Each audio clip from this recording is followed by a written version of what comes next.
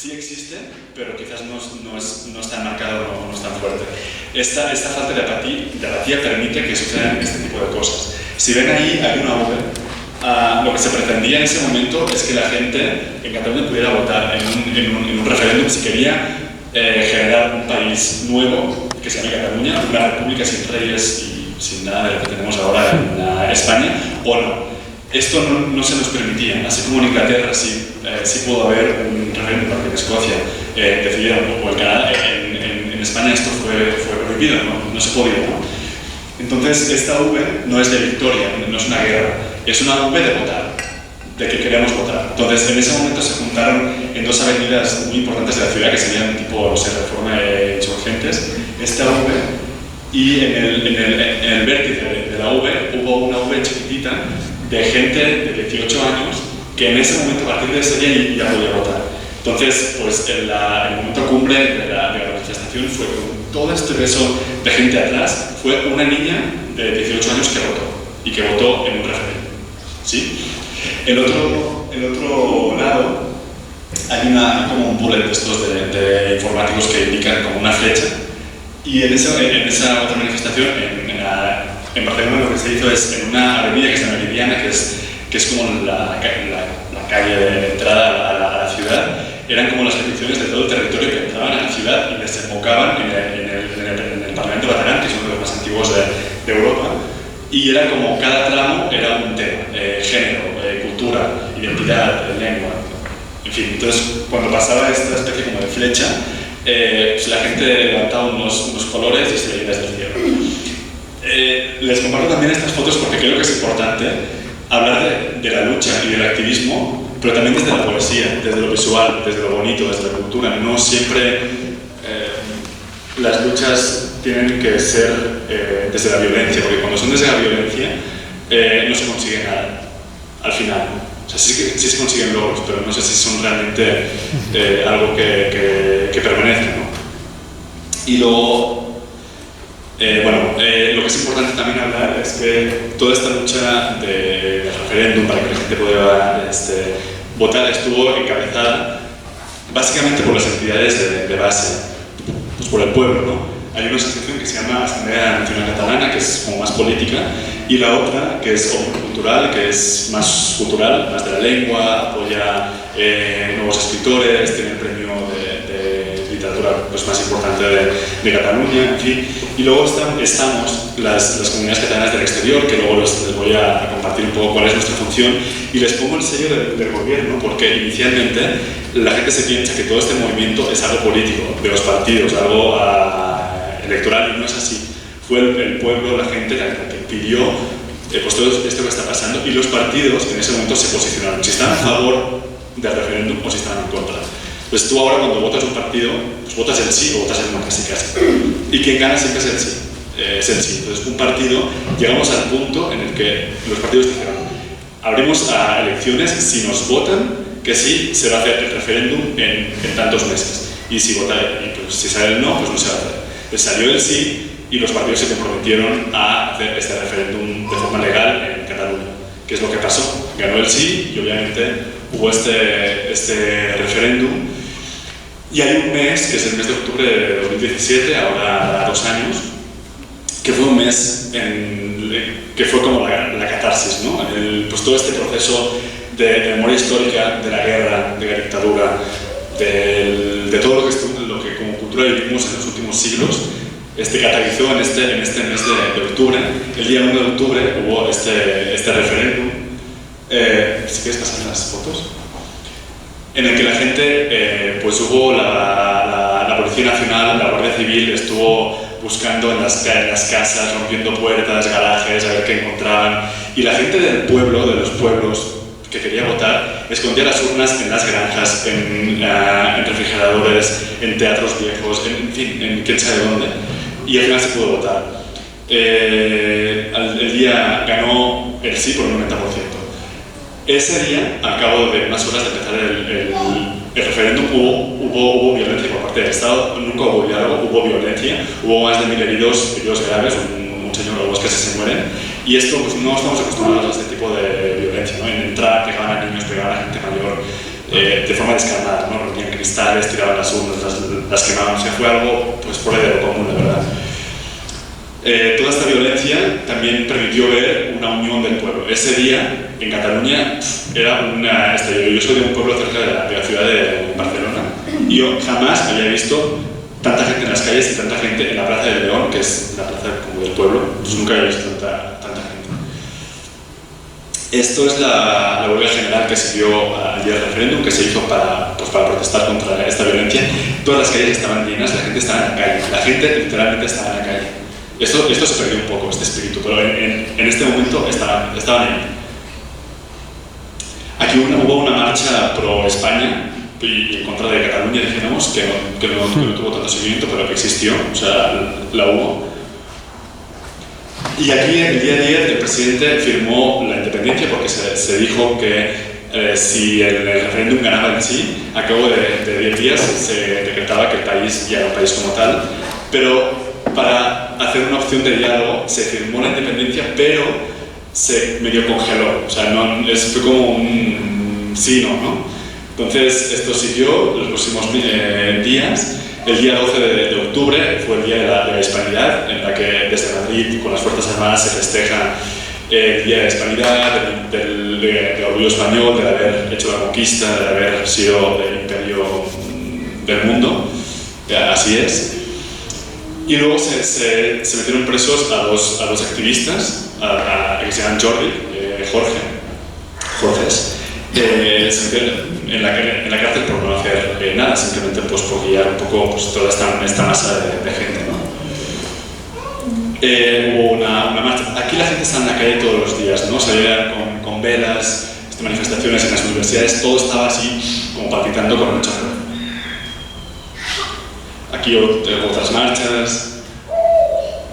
Y el día 27 de octubre, ahí sí, ya se votó en el Parlamento esta declaración de independencia. Ahí se creó el país y al cabo de 2 días pues dejó de serlo, porque España aplicó un artículo 155 en el que se quitaba la autonomía de Cataluña. Es como si aquí pues, el Estado, el país, quita la autonomía a Yucatán o a Veracruz y quita gobernador, y quita gobierno y quita todo. Es como si no tuviera líderes, solamente pues, depende del centro del país, ¿no? Esto desfermó un espíritu español muy fuerte, ¿no? Como de mucho orgullo. Vale. Pues vamos rápido.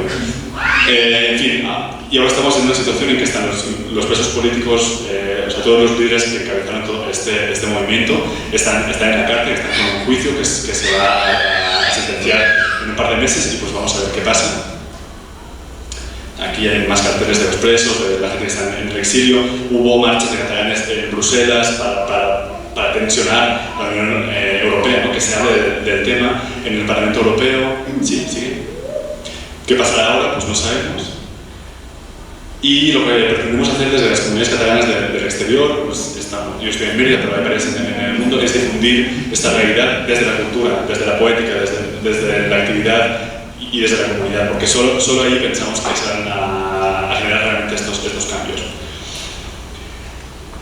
Aquí tengo un libro que se llama Pachas, que es el que hicimos, que es de historia del casal que represento y también un poco habla de estos temas. Luego les comparto. Y aquí son algunas de las imágenes y actividades de la casa que ya es de ustedes, pues pueden ir cuando gusten. Y son actividades en las que hablamos desde la cultura catalana, pero desde forma muy sutil. Hablamos de todos los temas, de identidad sexual, diversidad lingüística. O sea, todo el mundo tiene ahí un espacio y una voz para que se pueda expresar y pues creemos en esto. Si no, no hay futuro. ¿Sí? ¿Sí? Bueno, aquí son fotos históricas, ve pasando. Fotos históricos de cómo se fundó, hay Son Jarocho, en fin, hay como varias manifestaciones cada semana, teatro, de todos los tipos. Hubo un mercado orgánico en el que la gente pues venía a vender sus productos artesanales,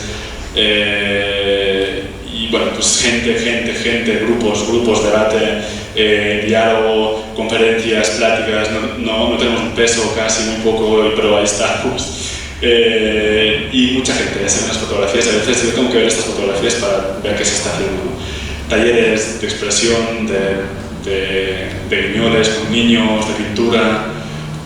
hay una biblioteca también, en fin, con todas estas imágenes lo que pretendo pues compartir es que todos somos culturas de este árbol, todos somos y todas somos iguales, no hay ni más ni menos, ni más altos ni más bajos, somos todos iguales. Y pues mi intención en esta mañana, en esta tarde, era pues brindarles la casa para que de verdad la consideren como un espacio. Tenemos la gran suerte de que la cultura maya nos queda, es una gran cultura maravillosa, magnífica, y es un honor también caminar a su lado. Hemos hecho muchos talleres también en las comunidades de intercambio, no de decir qué se tiene que hacer, sino de intercambio. Y pues ahí estamos para que lo que ustedes gusten, y bueno, pues la cultura catalana está ahí con ustedes también, con sus luchas. Gracias. Los pueblos originarios de México y del mundo somos uno con la naturaleza, y como sus guardianes luchamos por mantener el vínculo sagrado que nos une. No podemos seguir dañando la tierra. Tenemos que regresar a la naturaleza para sobrevivir y reaprender a relacionarnos con ella. Nuestro más sincero reconocimiento a los organizadores de este 5º Festival de Lenguas y Saberes Originarios, a quienes agradecemos profundamente su amable invitación a participar hoy, 24 de agosto de 2019, en este recinto histórico del Centro Comunitario de la Casa de Morelos, en el hermano pueblo de Ecatepec, Estado de México. Y como nos fue solicitada una reseña de nuestra experiencia de resistencia, procedo a compartirles lo siguiente. Nuestra lucha como pueblos originarios de la cuenca del Valle de México por la defensa del territorio y en contra de la destrucción de la naturaleza y el despojo no es solo por la imposición de la construcción del nuevo aeropuerto internacional de la Ciudad de México y sus obras asociadas, sino también en contra de la expansión de la aviación y de los proyectos de aeropuertos en el mundo, cuyas graves repercusiones afectan negativamente nuestra calidad de vida. Con antecedentes de lucha en el oriente del Estado de México desde el siglo pasado, como el Frente Popular Regional de Texcoco, el Frente en Defensa de los Recursos Naturales del Valle de México y el Frente Popular Valle de México, en el año 2001, ante el anuncio de la expropiación de los terrenos de la ribera del lago de Texcoco para la construcción del nuevo aeropuerto internacional de la Ciudad de México, nace el Frente de Pueblos en Defensa de la Tierra, integrado por 13 comunidades de 3 municipios, Atenco, Texcoco y Chimalhuacán, que en una acción coordinada, interponiendo simultáneamente 13 demandas de amparo, en el año 2002 lograron derogar el decreto expropiatorio del gobierno federal del presidente Vicente Fox Quesada. Sin embargo, la intención de los empresarios y gobiernos nunca fue dejar de hacer el proyecto y buscaron otras formas para acabar con la resistencia de los pueblos. Esto los llevó en el año 2006 a reprimir a los pueblos de la ribera del lago que de forma organizada seguían defendiendo su territorio. Así, mediante la estrategia de esta brutal represión, infundieron terror en las comunidades y, aprovechando la lucha por la libertad de sus presos, que duró 4 años, a través de la Comisión Nacional del Agua, CONAGUA, manipularon a los pueblos de manera fraudulenta para que se dieran tierras de sus ejidos para un supuesto proyecto de mitigación y recarga de los mantos freáticos y de rescate ambiental del lago de Texcoco. Pero una vez cumplido su objetivo, la CONAGUA otorgó esos terrenos al Grupo Aeroportuario de la Ciudad de México, siendo esta la maniobra que permitió al gobierno federal mexicano despojar de terrenos comunales a algunos ejidos, quedarse con la tierra y, sin consultar a los pueblos, cambiar el uso de suelo para un objetivo distinto: la construcción del nuevo aeropuerto internacional de la Ciudad de México. Sin anuncio oficial, en el año 2011, la remoción del suelo natural salino del lecho del lago de Texcoco y el relleno con de los socavones de las antiguas minas de la zona de la montaña marcaron el inicio de los trabajos encaminados a la construcción del nuevo aeropuerto, provocando una serie de delitos ambientales que motivaron nuevamente la movilización y organización de los pueblos, comunidades, ejidos, parajes, barrios y colonias de la cuenca del Valle de México. Y es derivado de ello que en octubre de 2012 nace nuestra Coordinadora de Pueblos y Organizaciones del Oriente del Estado de México en defensa de la tierra, el agua y su cultura, un esfuerzo organizativo horizontal, absolutamente no partidista y anticapitalista, miembro del Congreso Nacional Indígena. A pesar de la resistencia regional, en septiembre de 2014, el gobierno federal, encabezado por el presidente Enrique Peña Nieto, anunció la reactivación del proyecto de construcción del nuevo aeropuerto en el lago de Texcoco, con consecuencias graves e irreversibles, tales como la desecación acelerada del lago, la especulación inmobiliaria, la tala indiscriminada de árboles, el desplazamiento de especies endémicas de plantas y animales, la destrucción del hábitat de miles de aves migratorias y de tesoros nutricionales ancestrales, como el alga espirulina, el aguautle y el tequesquite, así como la destrucción del patrimonio histórico y el legado cultural de los pueblos. En el año 2015 fueron dinamitados y depredados cientos de cerros de la cuenca del Valle de México que albergaban bosques, manantiales, biodiversidad y vestigios arqueológicos para la extracción de miles de toneladas de materiales pétreos como basalto, tezontle, tepetate, piedra de cantera, grava y arena, los cuales fueron trasladados al lecho del lago de Texcoco en miles de camiones y trailers que, buscando vías más cortas hacia el lago, afectaron las tierras parceladas de los ejidos y con ello la vida cotidiana de los campesinos y sus familias. Al no tener el avance esperado en el tiempo proyectado por el gobierno, implementaron la construcción de una vía férrea que agudizó la devastación ambiental en toda la zona y la afectación de los pozos y sistemas de riego de los ejidos, poniendo en riesgo la producción agrícola. Es en este mismo año que, a iniciativa de nuestra Coordinadora de Pueblos y Organizaciones del Oriente del Estado de México, en defensa de la tierra, el agua y su cultura, y con la participación de más de 70 organizaciones, se crea el Frente Amplio No Partidista en contra del nuevo aeropuerto y otros megaproyectos en la cuenca del Valle de México. Durante los siguientes 2 años, 2016 y 2017, se generalizaron el despojo, el daño ambiental, las amenazas, las agresiones, la inseguridad y el otorgamiento ilegal de tierras y de privilegios a grupos de choque paramilitares como el PRI, Antorcha Campesina, infiltrados para facilitar el control de los pueblos. Y es así que, además del Frente de Pueblos en Defensa de la Tierra y de la Coordinadora de Pueblos y Organizaciones del Oriente del Estado de México, fueron surgiendo otros referentes de lucha en contra del nuevo aeropuerto y sus obras asociadas, multiplicándose los esfuerzos para informar, visibilizar y denunciar mediante foros, coloquios, festivales culturales, conferencias de prensa, publicaciones en medios libres e internet, volanteo, manifestaciones ante dependencias de gobierno y en puntos estratégicos de la región, así como interponiendo demandas de amparo para evitar el despojo y quejas ante instancias de derechos humanos nacionales e internacionales.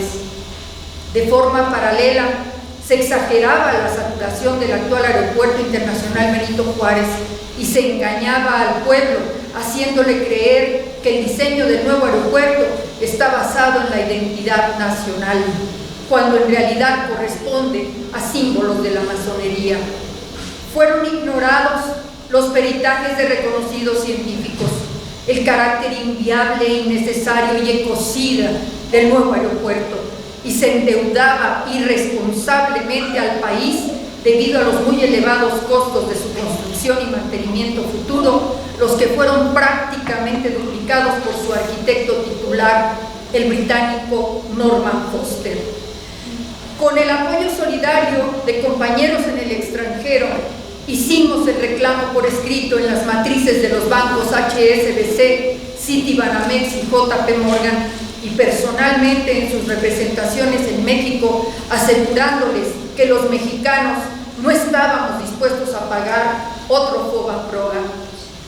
También denunciamos ante la Oficina para Norteamérica, Centroamérica y el Caribe, con sede en México, de la OASI-ICAO, Organización de Aviación Civil Internacional dependiente de la ONU, y en 2018 protocolizamos la Fundación Vida, Naturaleza y Legado de la Cuenca de México, mediante la cual interpusimos una denuncia penal ante la Procuraduría General de la República, PGR, del Gobierno Federal, hoy Fiscalía General de la República, por los delitos ambientales cometidos en el territorio de la Cuenca del Valle de México, la cual está en curso. A finales de este mismo año 2018, y aún sin tomar posesión del cargo, el presidente electo Andrés Manuel López Obrador, en una estrategia desmovilizadora de quienes venían defendiendo y violando los derechos de los pueblos contemplados en el artículo 2 constitucional y en convenios internacionales como el 169 de la Organización Internacional del Trabajo, realizó una consulta ilegal en base a la cual anunció la suspensión de los trabajos en el lago de Texcoco y el cambio de la propuesta para la construcción del nuevo aeropuerto en la base militar número 1 Santa Lucía, ubicada en la misma cuenca del Valle de México, colindando con el lago de Zumpango, a pocos kilómetros del lago de Texcoco.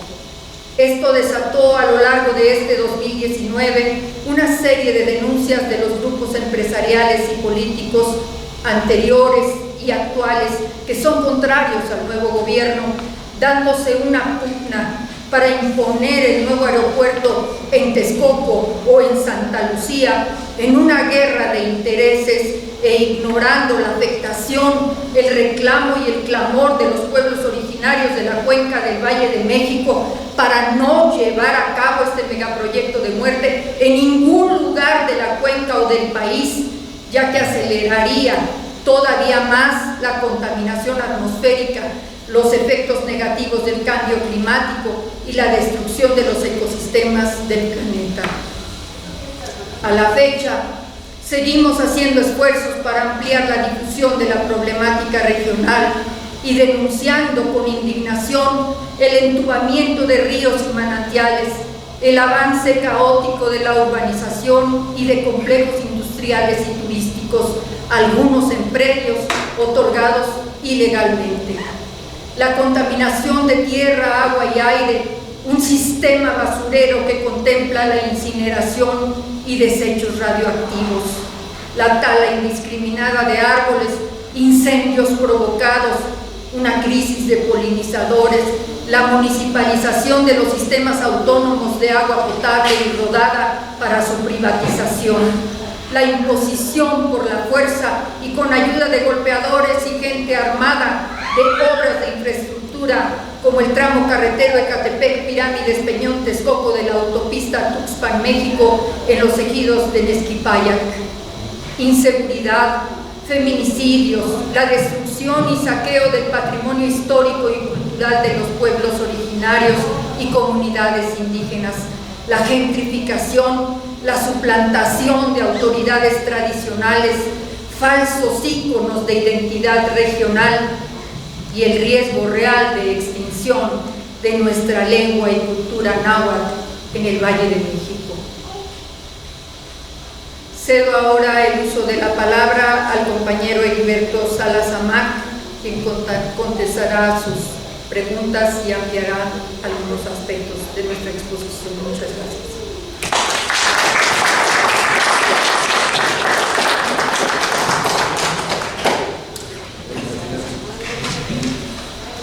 Sí, bueno, quisiera decirles que cuando hablamos nosotros nosotros de territorio, y esto es para los pueblos en todo el mundo, es algo que en donde nosotros estamos y que ahí se cultiva y florecen pues nuestras culturas, nuestra cosmovisión, nuestra lengua, nuestro alimento, nuestra medicina, nuestros usos y costumbres, y ahí cosechamos vida y se escribe nuestra historia. Y así en todo nuestro planeta se formaron grandes pueblos que hoy a través de la historia y a través de que se fueron formando grupos de poder, monarquías, se vinieron desarrollando guerras de conquista en todo el mundo, que fueron imponiendo sistemas de explotación, sistemas de orden social que no tenemos nosotros los pueblos originarios, y que han venido más bien a dominar y a depredar nuestros territorios, y con ello han ido acabando con la vida. Entonces nosotros, a través de este tipo de acciones, decidimos también aquí en el oriente del Valle de México unirnos a la lucha de los pueblos originarios. Por eso también nuestra participación dentro del Congreso Nacional Indígena como pueblo nahua del oriente del Valle de México.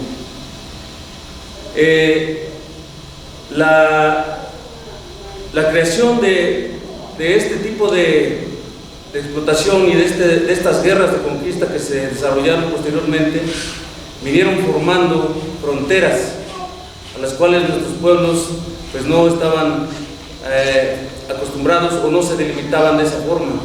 Para nosotros no existían fronteras, sino únicamente territorio de vida. Y esto pues nos vinieron imponiendo a través de la guerra, y así tenemos hoy en nuestra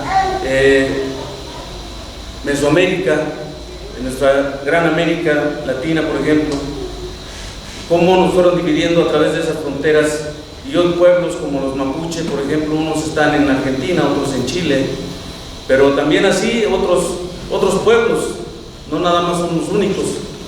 En todo el mundo se han dividido pueblos de esa manera a través de las fronteras, y estas guerras donde se han dividido el mundo, así como la Primera Guerra Mundial, la Segunda Guerra Mundial, que fueron dividiendo el mundo en fronteras y repartiéndose, pues los pueblos que contaban con grandes recursos o bienes naturales, pues las grandes potencias se fueron apropiando y siguen devastando nuestros pueblos de esa manera.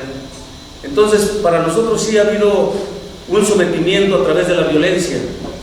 Nuestros pueblos nos hemos organizado muchas veces de manera pacífica, pero muchas ocasiones han obligado a nuestros propios pueblos también a responder de la misma manera, defendiendo su derecho a la vida. Entonces, tenemos así como en 1994 surge el movimiento zapatista con nuestros hermanos mayas en Chiapas, y pues fue a través de este levantamiento armado que pues el mundo pudo voltear a ver a nuestros pueblos originarios, de cómo estaban siendo sometidos y siendo desplazados, muertos por enfermedades curables y en una miseria extrema. Y hoy podemos ver cómo después de ese levantamiento se ha logrado levantar esos pueblos, creando autonomías, y que hoy tienen sus propios sistemas de producción, su propia forma de educación, de medicina, alternativas de vida diferentes al sistema capitalista. Entonces nosotros, siguiendo ese ejemplo, tratamos de construir en nuestros espacios, cada uno a su modo, a sus tiempos, a sus formas, pues este tipo de réplica, de autonomías que nos permitan pues seguir defendiendo la vida. O sea, es algo que nosotros los pueblos originarios tratamos de hacer y hacerle participar al mundo, de que tenemos que volver nosotros a seguir fortaleciendo nuestra lengua, también nuestra cultura, seguir fortaleciendo nuestras formas de medicarnos, de producir nuestros propios alimentos. La agricultura que nosotros producimos no es transgénica, sino es una cultura sana. Y pues así es como nosotros consideramos que la resistencia de los pueblos en el mundo puede lograr ir minando esta opresión de que hemos sido objetos a través de las guerras de los grandes imperios. Aquí en México sufrimos el despojo por grupos de poder, lo hemos vivido desde pues, la revolución de 1910 para acá, que se ha agudizado. Pues, si ya tuvimos después de la conquista un periodo de esclavitud, pues hoy estamos peor que si estuviéramos en ese periodo, porque nuestros pueblos siguen sufriendo el despojo de manera violenta, como es el caso de nosotros aquí en la Ribera del Lago, en la comunidad de Esquipaya, Atenco, Acuscoma, Tocuila, San Felipe, donde está ahorita en este momento, por ejemplo, está imponiendo una autopista a través de una empresa que concesionó la Secretaría de Comunicaciones y Transportes, que se llama PINFRA, y que pues a través de golpeadores llegan y se meten y ponen terror en nuestros pueblos y trabajan vigilados pues por esta gente armada, y los gobiernos, a pesar de que nosotros levantamos la voz, no actúan para hacer caso a los reclamos justos de nuestros pueblos. Y nosotros ahorita en este momento, hoy en estos días, precisamente hoy, bueno, desde esta semana para esta semana, bueno, del sábado de la semana pasada a este sábado, se han venido haciendo trabajos de manera ilegal. Entonces no hemos querido responder con esa violencia que ellos esperan, porque les daríamos pie otra vez, o les daríamos lugar a que nos volvieran a reprimir como lo hicieron en el 2006. Tenemos que denunciar, sí, pero si no hay de otra forma, los pueblos no vamos a estar quietos en ese sentido. O sea, si el Estado trata de imponer las cosas por la fuerza, bueno, pues por la fuerza también nos vamos a hacer respetar. Entonces, creo que los pueblos tenemos que seguirnos organizando, tenemos que seguir luchando y tener que conservar y fortalecer todo esto que nos da identidad. O sea, todo lo que nosotros somos, porque de nuestros pueblos ha surgido esta gran historia como país o países del mundo, y consideramos que los pueblos del mundo tenemos que estar juntos, tenemos que estar unidos para terminar con este sistema de explotación que ha causado muerte en todo el planeta. Y lo vemos ahorita, que los gobiernos como el de Estados Unidos o ahorita el de Brasil, pues no les importa la vida de la gente, no les importa matar la naturaleza, matar a los animales, acabar con nuestros ríos, con nuestros lagos, con nuestros mares, para seguir acumulando riqueza, que es únicamente pues un signo de poder, pero que no da vida, sino que nos ha dado a nosotros como pueblos muerte. Por eso, pues la invitación a seguirnos organizando, y pues saludamos este Festival de la Lengua de aquí en Ecatepec, pues porque esto es algo de lo que nuestros pueblos originarios necesitan para seguir viviendo.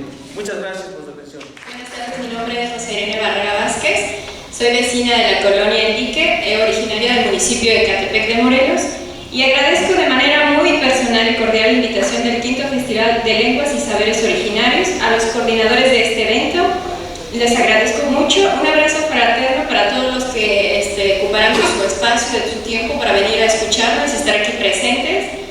Y también agradezco el espacio del Centro Comunitario de Ecatepec, Casa de Morelos, y a cargo del director Vicente Camacho Lucario, y aquí en ellos participan. Bueno, resaltaré diciendo que el municipio de Ecatepec de Morelos es uno de los tres más poblados a nivel estatal, y por ende, pues la gran urbanización pretende que nosotros compremos en las ideas del capitalismo, ¿no? Como en este caso, que ocupamos el cuarto lugar de los municipios con más industrias en el país. Tanto es así que tenemos 8 zonas industriales y 6 más de uso mixto, haciendo un total de 1.550 industrias en el municipio de Ecatepec. Contamos con 20 industrias relevantes que fueron introducidas en los años 40. Con esta imposición o posicionamiento fueron en el ramo químico, fundación textil, metal y mecánico, 47 empresas de capital natural y de procedencia alemana, suiza, francesa, irlandesa, sueca, española y norteamericana. Entre ellas también contamos con 8 plazas comerciales, 11 universidades, y una es del Centro de Estudios del Instituto Politécnico Nacional. Tenemos 14 bibliotecas municipales ubicadas en Ciudad Azteca, San Pedro Jalostoc, Las Américas, San Isidro Tlautenco, Santa María Chiconautla, en Avenida Guelatao, Ciudad Cuauhtémoc, Santo Tomás Chiconautla, Colonia La Popular, Valle de Catepec, Los Laureles, Valle de Guadalupe, San Cristóbal Centro y La Presa. Pero aún con todo esto y toda la modernidad que nos han hecho implementar por los gobiernos priistas, me atrevo a decir que resalta más en el municipio de Catepec los feminicidios, los asaltos en transporte público, cuando la seguridad pública quiere filtrar, que perpetrar un asalto o que la seguridad pública realice su trabajo, pues es casi diario un muerto de seguridad pública. Nos han marcado como uno de los municipios más marginados con altos índices de pobreza, falta de políticas públicas y carencia de valores. No solo tenemos que resaltar los altos índices de violencia y también las potencias económicas que nos han implementado por medio del capitalismo. También tenemos que resaltar la cultura y la ecología. En el municipio de aquí de Catepec también tenemos espacios ecológicos y culturales como es San Cristóbal, San Pedro Jalostoc, que son los barrios originarios del municipio de Catepec. También está San Andrés de la Cañada, San Isidro Tlautenco, Santa María Chiconautla, Santo Tomás Chiconautla, Guadalupe Victoria, Santa María Tulpitlac y Santa Clara Cuautitla, perdón. También tenemos varios lugares históricos y culturales, pero de ellos tampoco nadie habla. O sea, la gran mayoría de nuestro gobierno habla de todo lo que somos, de todo lo negativo. Y comenzaré mi participación resaltando que la comunidad donde nosotros actualmente habitamos tiene una presencia histórica debido a las consecuencias de la desecación del lago de Texcoco, imponente benefactor natural que llenó de belleza gran parte del Valle de México. En la actualidad solo queda una pequeña proporción de su imponente majestuosidad e inmensidad. Para los años 30 se instala de manera permanente en nuestra familia en la comunidad denominada Villa de Guadalupe, Campamento Nezahualcóyotl, que en náhuatl significa Campamento del Coyote que ayuda. Así comenzamos nuestra historia de manera consecutiva. Contábamos con un patrimonio histórico, los cuales eran una casona y un excampamento militar de la época del Porfiriato. De esto hablaría uno de nuestros amigos, pero no está por aquí.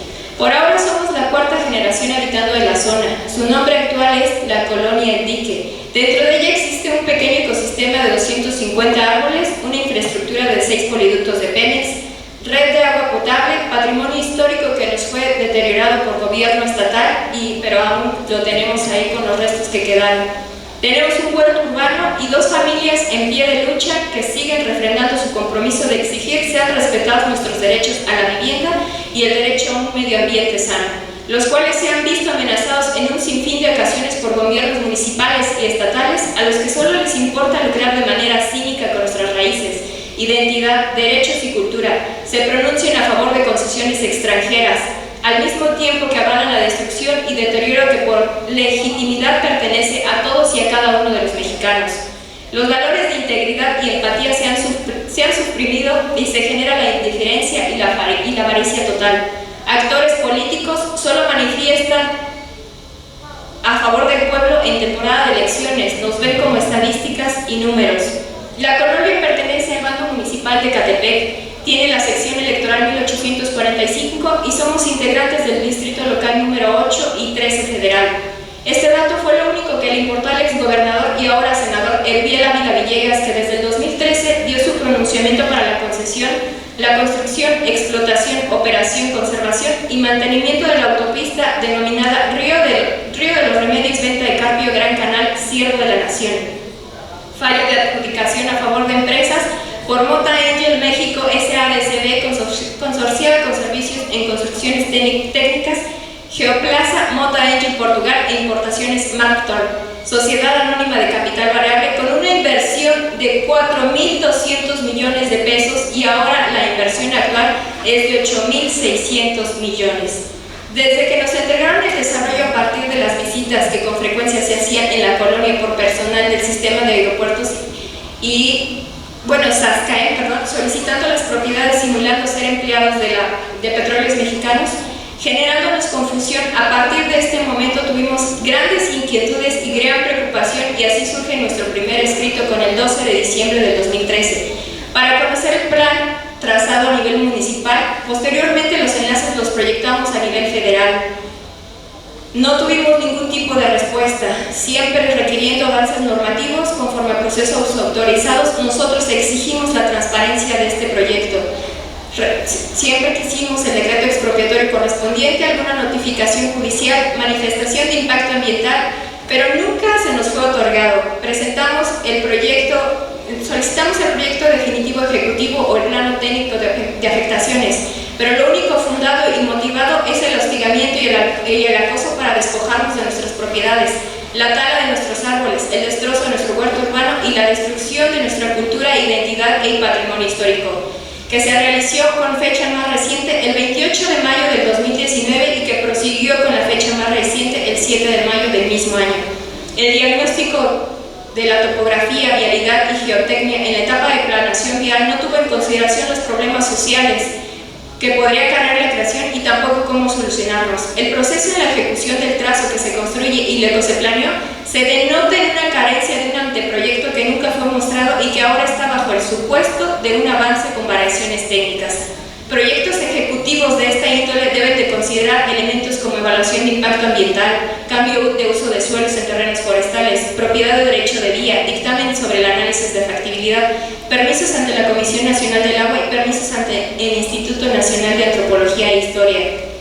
Por eso solicitamos de manera pública al Instituto Nacional de Transparencia y Acceso a la Información y Protección de Datos, que así como ha hecho pronunciamientos y ha cuestionado y ha solicitado públicamente información de las obras federales como el Tren Maya y la construcción del nuevo aeropuerto en Santa Lucía, también requiera se hagan públicos los informes de los proyectos carreteros estatales concesionados y otorgados por los gobiernos priistas, que entre ellos está el eje metropolitano de la autopista urbana Siervo de la Nación, y que la Secretaría de Comunicaciones y Transporte Federal manifieste las bases de licitación, estudio de factibilidad, anuencia técnica, amplificación sobre el proyecto, costos, beneficios, estudios, planeación ejecutiva del proyecto, las inversiones actuales, manifestación de impacto ambiental y plan de compensación y de acciones de mitigación.